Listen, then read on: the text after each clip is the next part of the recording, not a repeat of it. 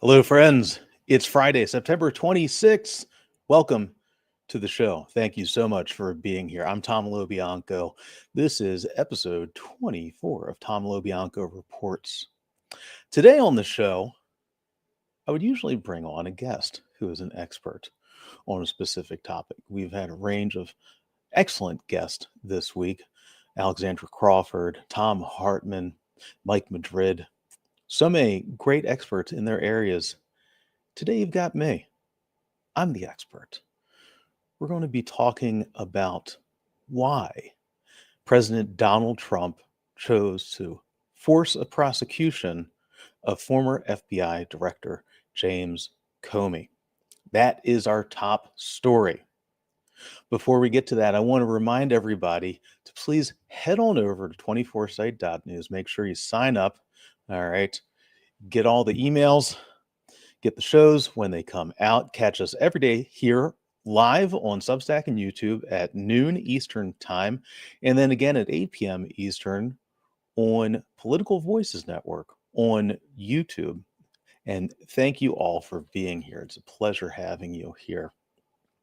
Before we go deep on Russia and Trump and Comey, let's get to the news of the day.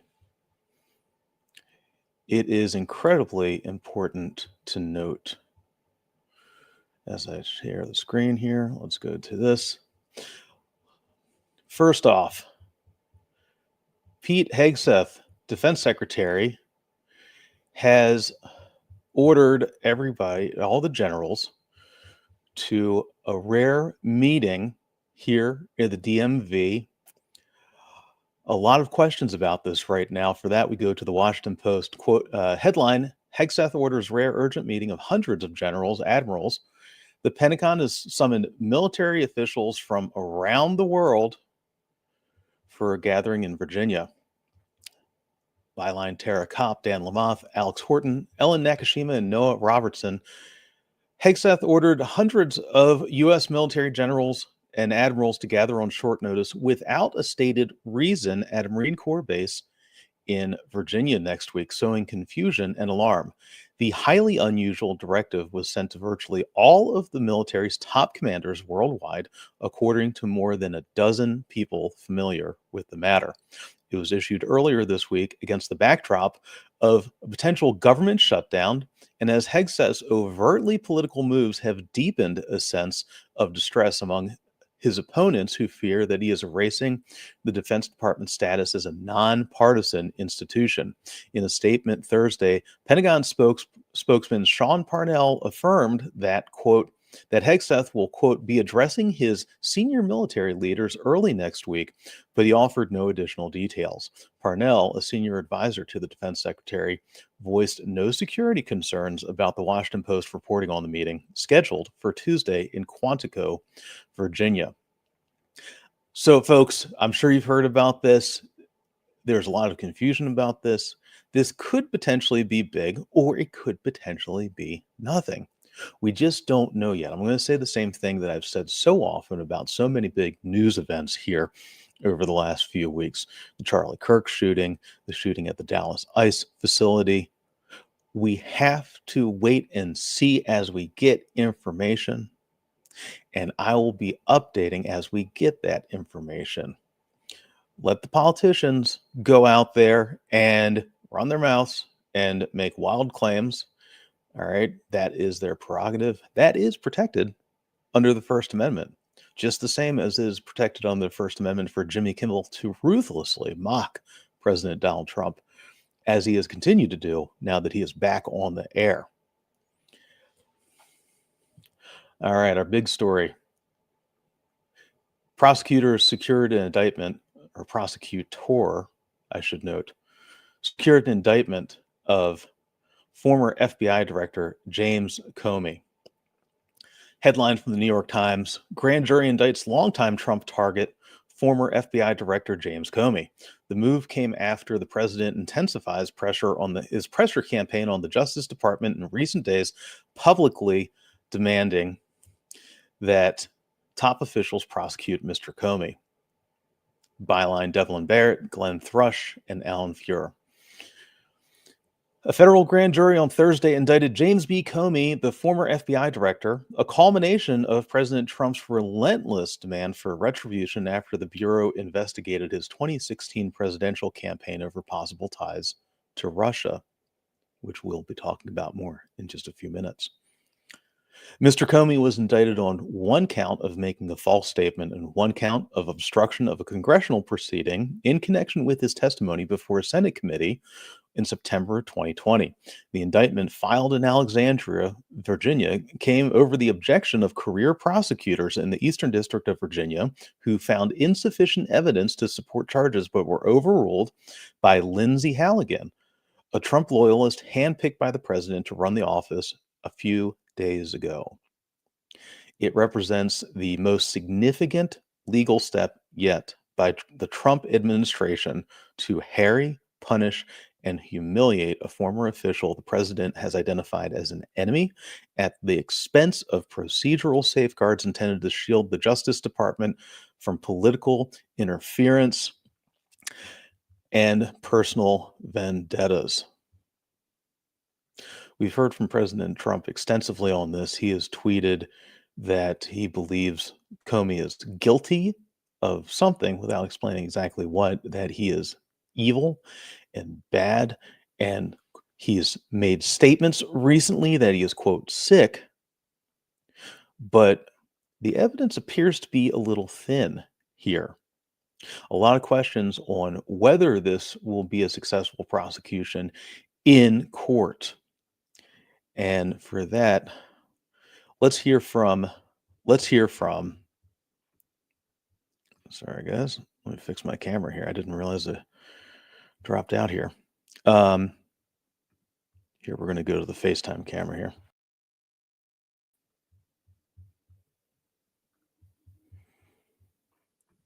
All right. For that, we go to James Comey himself.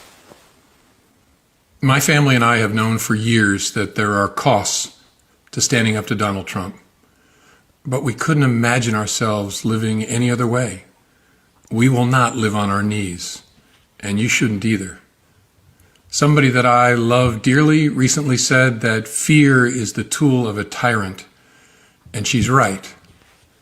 But I'm not afraid, and I hope you're not either.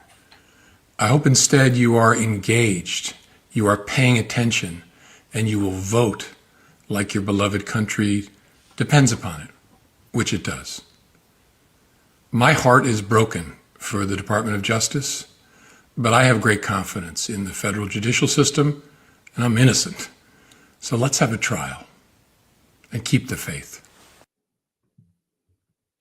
Again, that's former FBI Director James Comey posted to his social media accounts yesterday. A lot developing on this. I would note that legal experts, former federal prosecutors across the board, have noted not only how hard it would be to actually secure a conviction against Comey here on these allegations and these successful charges, 2 out of 3 that were secured yesterday by Trump's prosecutor for the Eastern District of Virginia, Lindsay Halligan. But as Comey himself noted, this will be coming out in court. We're going to be hearing about it. So make sure to keep it here as we proceed through this. Apologies for the technical difficulties there earlier. Don't know what happened with the other camera, so we're back to the backup here. I'm Tom Lobianco. This is Tom Lobianco Reports. A reminder, you can find us at 24site.news. Sign up for the email over there. Subscribe. Help to support independent journalism as we make sure that we continue to protect and enact and defend and use our First Amendment rights. That is the bedrock of America. You can find us every day here live at noon on Substack and on YouTube at 24site, and also on the replay every day at 8 p.m. on Political Voices Network. Normally, I would be having on an expert here, but today you've got me. I'm going to be the expert. I titled this show Russia, Russia, Russia, because in some ways, this is exactly what I've been covering for a decade. There's a joke among some of us reporters that have been covering Trump for a long time now, a decade, really, that 2016 never ended. A little while ago, I had Julie Mason, host of the Julie Mason Show, on the podcast here, and we were talking about a joke that longtime reporter Jackie Kucinich is now over at the Boston Globe said that what if in 2016 we all died and what we're living in right now is just a simulation? I can't get that out of my head. It would not be the strangest thing that's happened. Okay. And I'm absolutely looking into the wrong camera because that one's not working right now. We'll have to get that fixed another time. Here we go on the backup. So I figured let's go deep. And this is not going to be one show, but I think it's really important. And this is something that we do as journalists. It's something, no matter the platform, no matter where we are, whether this is on YouTube, on Apple or Spotify, whether you're reading it in the hard copy of the New York Times, whether you're reading it on however you're getting this, one of the most important things that we do is to summarize and explain and clarify very complicated things. Reality is often complicated. It would be nice if it was simple as a Super Bowl or a World Series. You have a score at the end of each one. All right. You know the winner, you know the loser. But that's sports. Politics is different. Global affairs is different. And things dealing with Trump and Russia are very foggy by design. I would note by design. I started on this covering the 2016 presidential campaign at CNN. Went to a number of Trump rallies, covered a lot. If you check out the photos, the YouTube card on each one of these shows, that's me at the Republican convention in Cleveland interviewing Senator Mike Lee at one of the big pivot points, which I would argue effectively cemented Trump, and not only as the nominee, but as the president who we have now. That was in July of 2016, 2 days before he accepted the nomination. There was a effort to derail him by Ted Cruz, the Ted Cruz delegates, and the then big Ted Cruz fan, Mike Lee. Things have changed a lot since then. It's almost a decade later. But I was there for the middle. I was there for all of it. I was there in the middle of all of this. At the time, I remember you'd hear a little bit of chatter about Russia's involvement in the election. But that was the beginning of this modern era of insanity politics where things seem to go a mile a minute. So it would be easy to not pay attention to it. We missed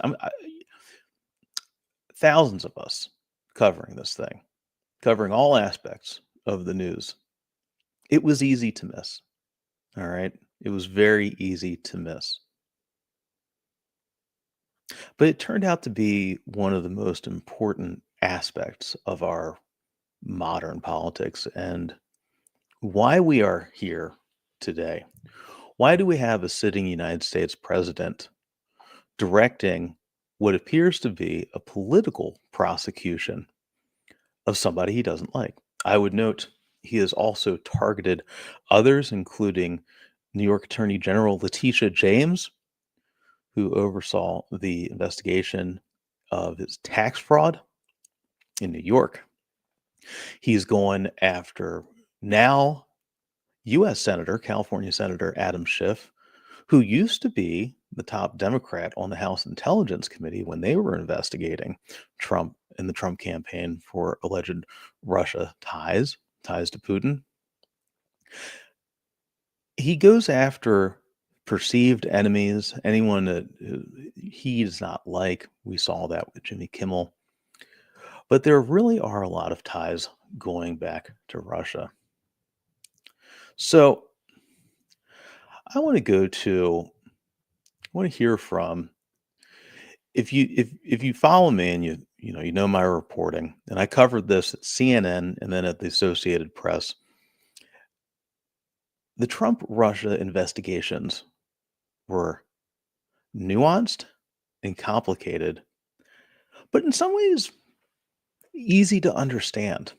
And they were spun actively by then President Trump, and really continue to be now by the President again, Trump, with falsehoods.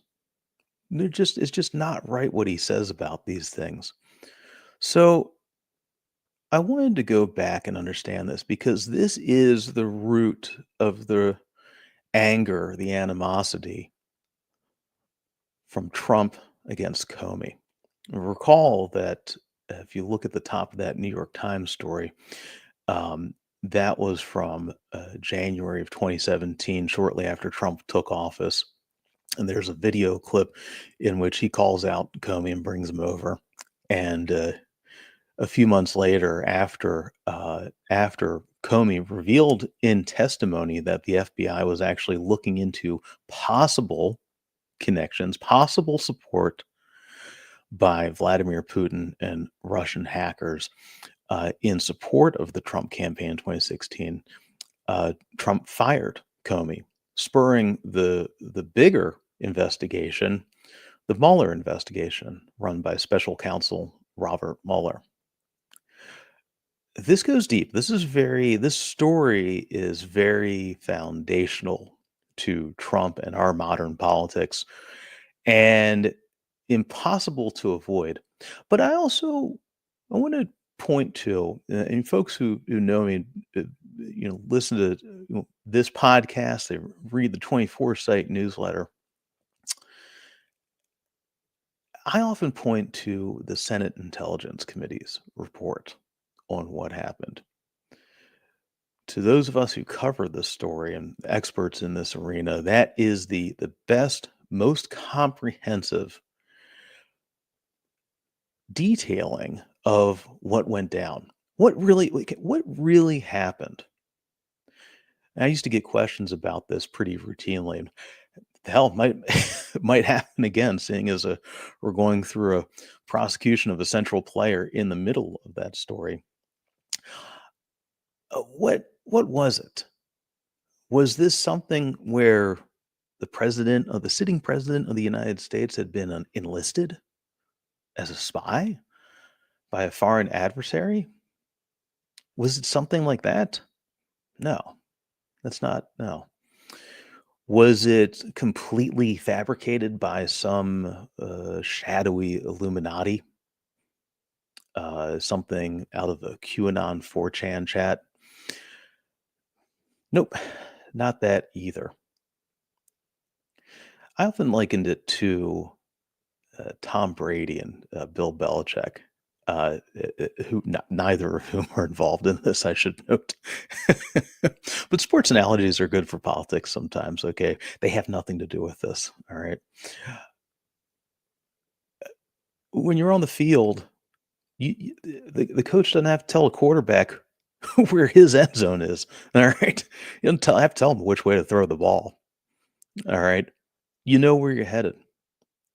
And back in 2016, regardless of any direct evidence of collusion, and that's not what the investigations found. That is the straw man that was put up by Trump. Trump and Putin were heading in the same direction, looking to put the ball in the very same end zone. So I figured, let's go back in time. Let's hear from former Senate Intelligence Vice Chairman Mark Warner. He's still there. This is the 2017. This is his opening statement for when Comey testified. And let's go here.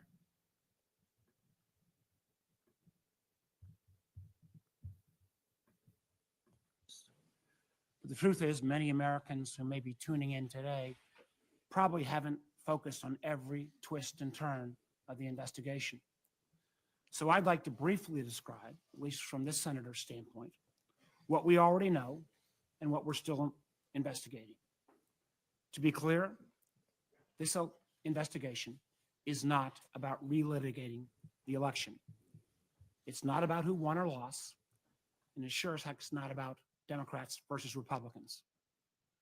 We're here because a foreign adversary attacked us right here at home, plain and simple, not by guns or missiles, but by foreign operatives seeking to hijack our most important democratic process, our presidential election. Russian spies engaged in a series of online cyber raids and a broad campaign of disinformation, all ultimately aimed at sowing chaos to undermine public faith in our process, in our leadership, and ultimately in ourselves. And that's not just this senator's opinion. It is the unanimous determination of the entire U.S. intelligence community. So we must find out the full story, what the Russians did, and candidly, as some other colleagues have mentioned, why they were so successful. And more importantly, we must determine the necessary steps to take to protect our democracy and ensure they can't do it again. Chairman mentioned elections in 2018 and 2020. In my home state of Virginia, we have elections this year in 2017. Simply put, we cannot let anything or anyone prevent us from getting to the bottom of this. Now, Mr. Comey, let me say at the outset, we haven't always agreed on every issue. In fact, I've occasionally questioned some of the actions you've taken. But I've never had any reason to question your integrity, your expertise, or your intelligence. You've been a straight shooter with this committee and have been willing to speak truth to power, even at the risk of your own career, which makes the way in which you were fired by the president ultimately shocking. Recall, we began this entire process with the president and his staff first denying that the Russians were ever involved and then falsely claiming that no one from his team was ever in touch with any Russians. We know that's just not the truth. Numerous Trump associates had undisclosed contacts with Russians before and after the election, including the president's attorney general, his former national security advisor, and his current senior advisor, Mr. Kushner. That doesn't even begin to count the host of additional campaign associates and advisors who've also been caught up in this massive web. We saw Mr. Trump's campaign manager, Mr. Manafort, forced to step down over ties to Russian-backed entities. The national security advisor, General Flynn, had to resign over his lies about engagements with the Russians. And we saw the candidate himself express an odd and unexplained affection for the Russian dictator while calling for the hacking of his opponent. There's a lot to investigate. Enough, in fact, that then Director Comey publicly acknowledged that he was leading an investigation into those links between Mr. Trump's campaign and the Russian government. As the director of the FBI, Mr. Comey was ultimately responsible for conducting that investigation, which might explain why you're sitting now as a private citizen. What we didn't know was at the same time that this investigation was proceeding, the president himself appears to have been engaged in an effort to influence or at least co-opt the director of the FBI. The testimony that Mr. Comey has submitted for today's hearing is very disturbing. For example, on January 27th, after summoning Director Comey to dinner, the president appears to have threatened the director's job while telling him, quote, "I need loyalty. I expect loyalty." At a later meeting on February 14th, the president asked the attorney general to leave the Oval Office so that he could privately ask Director Comey, again, quote, to see way clear to letting Flynn go. That is a statement that Director Comey interpreted as a request that he drop the investigation connected to General Flynn's false statements. Think about it. The President of the United States asking the FBI director to drop an ongoing investigation. And after that, the President called the FBI director on 2 additional occasions, March 30th and April 11th, and asked him again, quote, to lift the cloud on the Russia investigation. Now, Director Comey denied each of these improper requests. The loyalty pledge, the admonition to drop the Flynn investigation, the request to lift the cloud on the Russia investigation. Of course, after his refusals, Director Comey was fired. The initial explanation for the firing didn't pass any smell test. Somehow Director Comey was fired because he didn't treat Hillary Clinton appropriately. Of course, that explanation lasted about a day because the president himself then made very clear that he was thinking about Russia when he decided to fire Director Comey.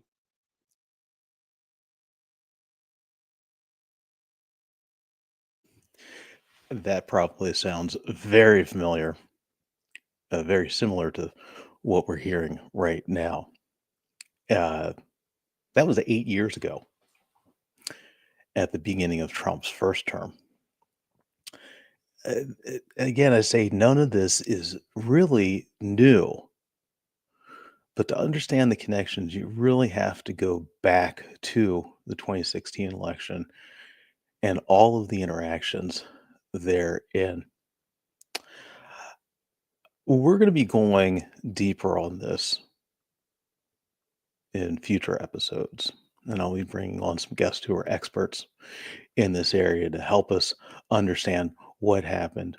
Something I want to point out that Senator Warner mentioned there in his very comprehensive opening statement was about the disinformation. Now, this was at a time when folks were really working very hard to combat this somewhat novel tactic of Russians infiltrating foreign elections, our election. If you go back to the Mueller and the one major criminal indictment that Mueller secured, filed, of course, you couldn't really actually secure any convictions, but against the Internet Research Agency, which was the Russian troll farm put together by Putin and a man named Evgeny Prigozhin, who would later die in a fiery crash over Belarus after unsuccessfully leading a military coup against Putin and then backing off amid promises that he would not die. I think for most folks with some understanding of world affairs, Putin is not somebody you take at his word, or any word for that matter, not to be trusted. Disinformation is a centerpiece now. Prigozhin led that effort 8-9 years ago. I mean, I recall you had protests sprouting up inside the United States that were organized by Russians. That's detailed in the indictment. Hell, this past election, we had 2 of the most prominent media people posing as journalists. They're not really journalists, of course. Some might even call them fake news, but longtime political operatives, Tim Pool and Benny Johnson, who were paid hundreds of thousands of dollars by what ultimately turned out to be a Kremlin-funded outlet here in the United States.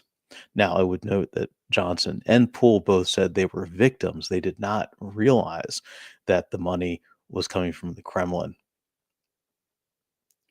And this is not, it's impossible to, lead a prosecution of anybody on a podcast, on a YouTube. This is only to point out that the disinformation warfare, the PSYOPs warfare from Russia never ended. And it continues today. And not just here. an important story from NewsGuard, which is a website which rates and identifies political leanings, does fact checks. It's a very good resource for anybody who wants to, in this intentionally clouded media environment, and wants to understand what's going on. They point out they have a report out today noting that Russian interference in the Moldovan elections have increased incredibly. Tens of millions of views of Russian propaganda now hitting people's phones. And as I've noted here many times before, that is how we get our information now. This is how we perceive reality. So, Russian disinformation, targeted propaganda, remains a major threat to all democracies, not just here in the United States, but all over the world. But let's get back to the news at hand. Why is the President of the United States so angry at James Comey? Something Senator Warner hinted at, pointed to there at the end of his testimony. The initial reason for firing Comey way back in 2017 initially was stated because the sanctity of the Hillary Clinton email investigation. Of course, that's not true because Trump himself loved that. And as he later admitted, it was really about trying to get Comey to drop the Russia investigation. Almost seems quaint now, looking back on all of it, especially in the context of what we are living through right now. I want to read a story from Ilya Martz at ProPublica. This is really, it does a very good job of showing the why of this. Why are we dealing with this? Why is it Russia directing this? Why not China? And certainly there are Chinese foreign influence operations. That is not shocking at all. But why Russia? Why is Russia so adamant about this? Take a look at this from ProPublica. Continues to be one of the best news outlets in the world, a trusted news outlet. Let's go here.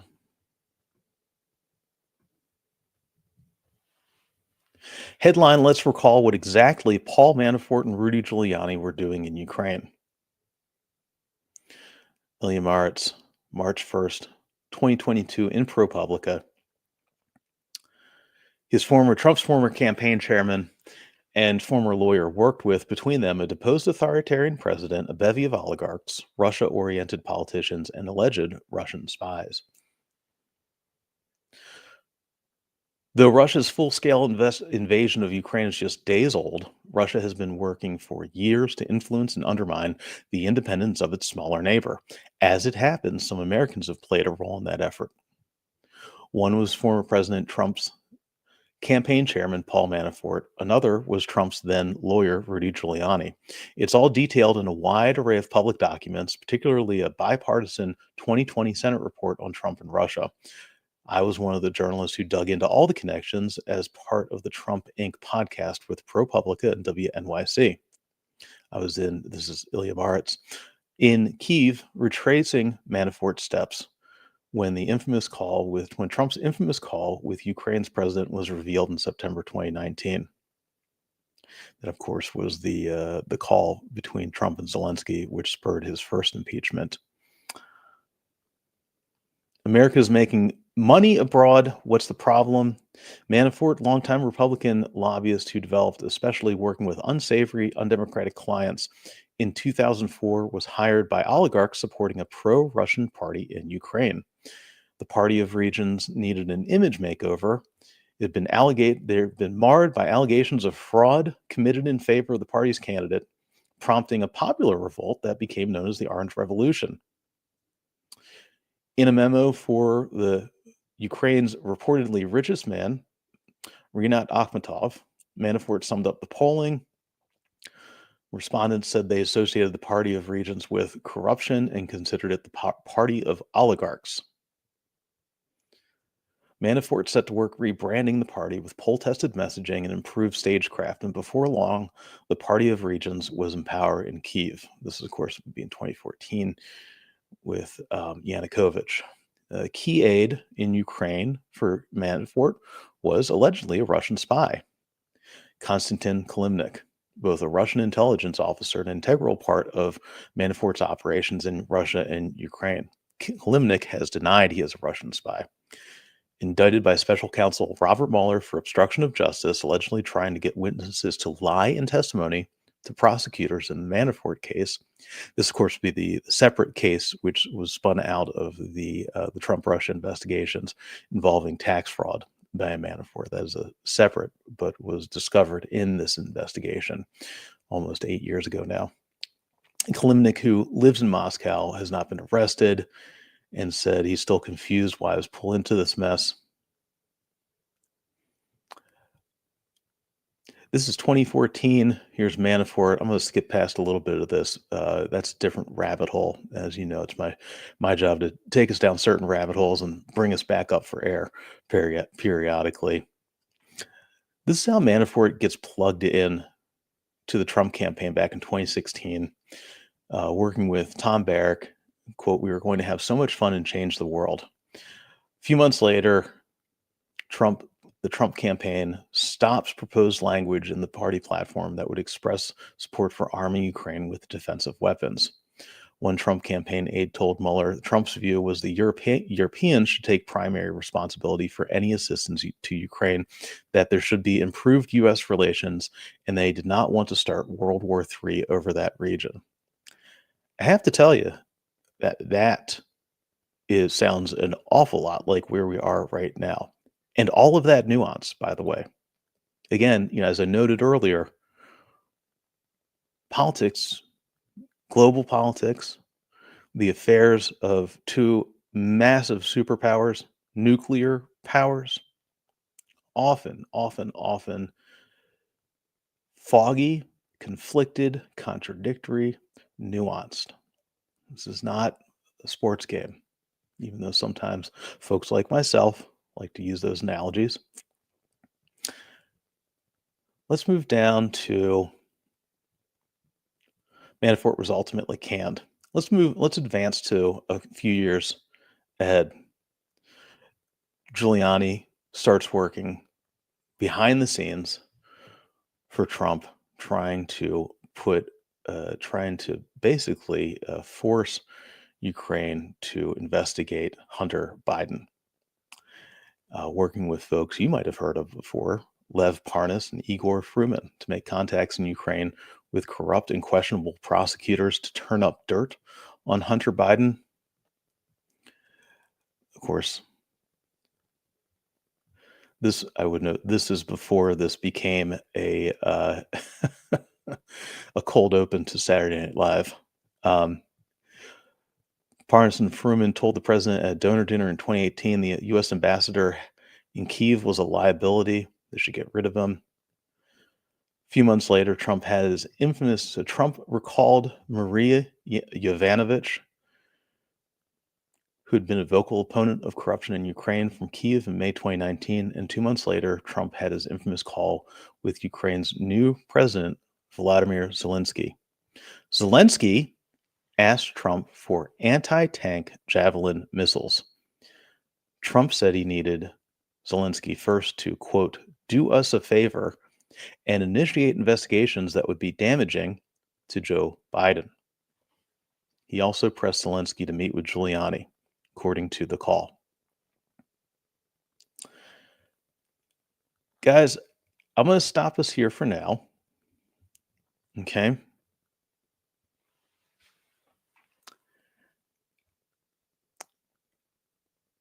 The reason I'm talking about all this, why are we going back in history? Why are we diving down a rabbit hole? Something which I would note a number of folks continue to dismiss as a quote, as a hoax. Well, It's for the same reason I continue to report about January 6th. You know, at the beginning of this second Trump term, a number of folks say, don't talk about January 6th. It's old news. Well, on his first day in office, Trump made it relevant news. The President of the United States pardoned all the rioters who attacked the United States Capitol, many of them violently, some of whom later went on to commit further crimes after being pardoned by the president. The president made it relevant. That's the same thing here. We have to understand this relationship between Trump and Comey to understand why we are witnessing this historic political prosecution by a United States president against the former FBI director, somebody he has deemed to be an enemy of him. Not of the United States, of him. Thanks for being here, folks. We're going to be digging in deep on this as we go along. I'm going to be wrapping up for the weekend here. Before I head out, we're coming up next week, going to be airing an interview with Shasti Conrad, who is the vice chair of the Democratic National Committee regarding Asian American voters, their voter sentiments. Of course, that was a major demographic which shifted towards Trump last year. We've got two big elections happening in Virginia and New Jersey, so I'm going to be talking with Shasti about what she's seeing out there, what she's hearing, what the Democrats are hoping for in regards to this. I want to say a big thanks to all of our wonderful guests this week, Mike Madrid, Lexi Hudson, Tom Hartman, Matt Lewis of Matt Lewis and the News. If you missed anything, head on over to 24site.news. You can catch all the shows over there. Head on over to Political Voices Network. If you showed up late today, you can always catch the replay at 8 p.m. Eastern Time, Monday through Friday. And I want to thank you guys. Thanks for being here, because I can't do this without you. Your support is what makes this all possible. When a power no less than the United States government comes after a free media, be it comedians, be it threats against our oldest news networks, CBS, ABC, we have to continue doing this. We have to continue using the First Amendment. This is bedrock to who we are as Americans. And I'm honored to be here with you. I want to say a big thanks to Ian Walters, Karen Walters. Ian, not with us this week because proud papa again. So love you guys. Thank you for all your work, all your dedication. And Ian will be back soon. So we're not doing comments at the end of the show today. I am running the board. Maybe I will find that clip of Howard Stern from his 1990s movie. And I want to say a big thank you to our sponsors. If you'd like to sponsor, let me give you my email. Okay. Email me if you have any questions, folks. You can find me here. All right. You have anything you'd like to see? You have any comments? If you'd like to support independent journalism, find me here, Tom at 24site.news. All right. Hit me up. I'm here for your comments. We're doing this together. If you'd like to support independent journalism, get in touch. I'm going to move to our sponsors now with big thanks. Big thanks to our first sponsors of 24site News for supporting independent journalism. First of all, I'd like to say a big thank you to Beth Solomon. She is the author of From Fired to Fabulous. We did an ad campaign a few months ago, and I want to point you to her book, From Fired to Fabulous. If you have been doged, illegally, I might add, for a number of folks, these challenges are still working their way. Or if you think you might be doged again, seeing as we're at the verge of a shutdown, possible government shutdown, and the White House is saying that they're going to fire even more people if that happens, get in touch with Beth. Go check out her book, From Fired to Fabulous. She is a former C-suite executive, former speechwriter for longtime Senator Sam Nunn, and she has worked numerous jobs, has also been fired from jobs. So she knows what this is like. She knows about how to pick yourself up, how to dust yourself off, and how to either get back into whatever career or ever workplace you're trying to get into, or set out on your own. Okay. Just incredible. It's an incredible handbook, very useful. Also want to say a big thanks to Manoj over at projectmanagemymove.com. Folks, you might not know about this, and I didn't know about this until I talked with Manoj about this. There are these things called distress sales. Okay, and a distress sale is when you have the house goes up for sale either because it's a death in the family, a divorce, something else really tragic happening in your personal life. All right, which you have to deal with. All right, you got to deal with stuff. But in the rush to get things taken care of, sometimes you don't always get the full value of your home in that sale. So this is where Manoj comes in with projectmanagemymove.com. So Manoj has worked in this industry, and what he does is he will work with the contractors. He will coordinate stuff even as simple as just painting the place. He will coordinate with the contractors to improve the look of the house, and in the process, potentially increase the sale value tens of thousands of dollars. All right. That's money that you're leaving on the table. All right. So Manoj gets everybody together, helps make the place look real nice, and gets you the money that you deserve for it. So go check out projectmanagemymove.com. All right, guys. I'm Tom Lobianco. This is episode 24. Tom Lobianco Reports. Head on over, get the email. Thank you. Thank you for being here. It's a pleasure to be here with you. It is an absolute privilege, but it is also our right as Americans. I'll see you on Monday.